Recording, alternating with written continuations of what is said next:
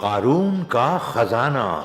حضرت موسیٰ علیہ السلام کے زمانے میں قارون نام کا ایک بے حد دولت مند شخص رہتا تھا۔ وہ حضرت موسیٰ علیہ السلام کا رشتہ دار تھا اور بظاہر اس نے آپ کا دین بھی قبول کر لیا تھا، لیکن وہ دل سے توریت کی تعلیمات پر ایمان نہ لایا تھا۔ وہ لوگوں کو دھوکے میں رکھنے کے لیے بہت خوبصورت آواز میں توریت کی تلاوت بھی کیا کرتا تھا، لیکن یہ سب محض دکھاوا تھا۔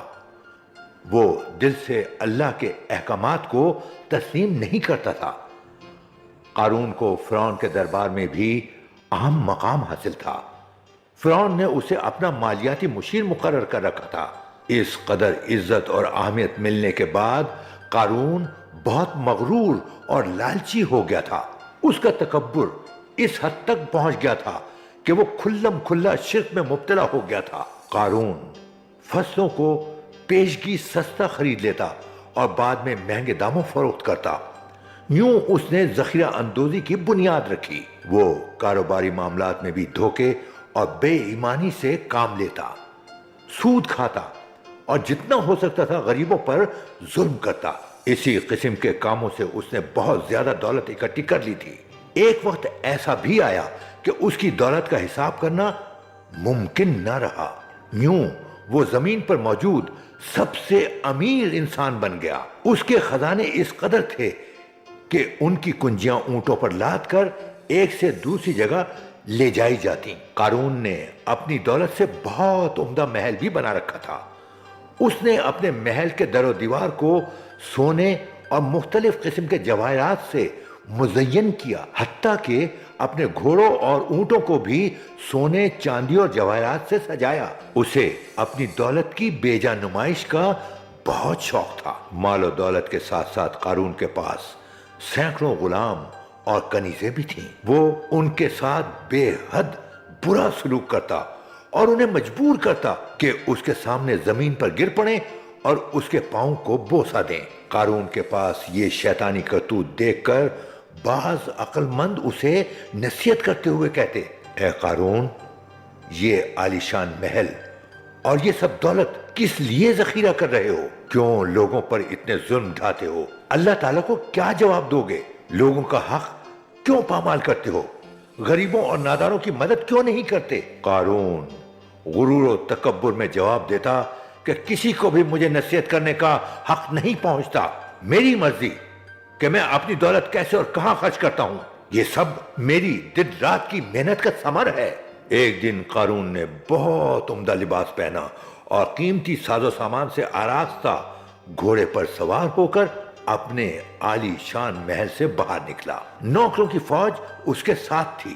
غریب اور نادار لوگ اس کی شان و شوکت دیکھ کر راستے کے دونوں اطراف قطار باندھ کر کھڑے ہو گئے۔ بہت سے تو اس کی دولت پر رشک کرتے ہوئے کہنے لگے، دیکھو قارون کتنی اچھی زندگی گزار رہا ہے، کاش ہم بھی قارون کی طرح خوش نصیب ہوتے۔ سمجھدار مومنین کا دل ان لوگوں کی حالت پر جلتا۔ وہ جب کبھی ان کے منہ سے ایسی باتیں سنتے تو انہیں سمجھاتے اور کہتے کہ خوش نصیبی دولت کی کثرت میں نہیں بلکہ نیک اعمال اور اللہ تعالیٰ کی اطاعت میں پوشیدہ ہے۔ تم ایک ظالم انسان کا اتنا احترام کیوں کرتے ہو؟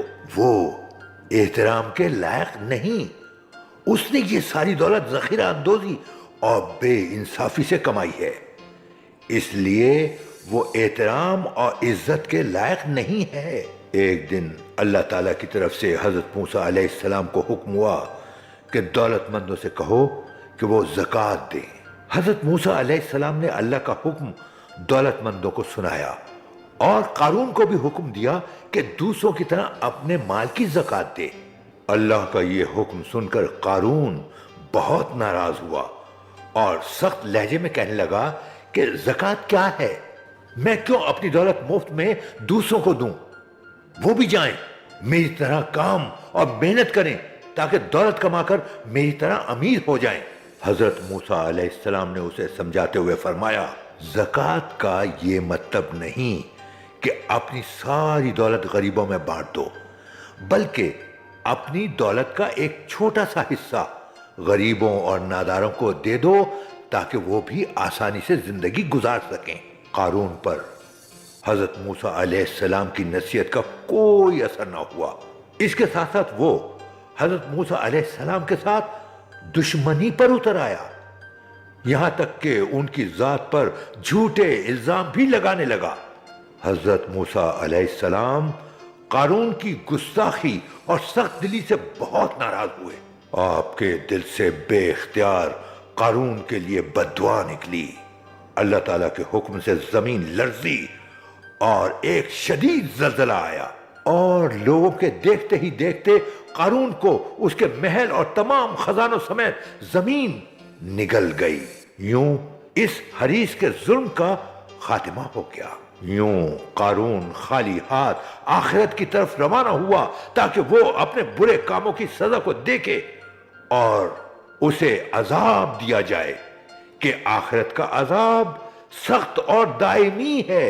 اس وقت وہ لوگ جو قارون کو سعادت سمجھتے تھے اور اس کی دولت کی آرزو کرتے تھے، اپنی غلطی کی طرف متوجہ ہوئے۔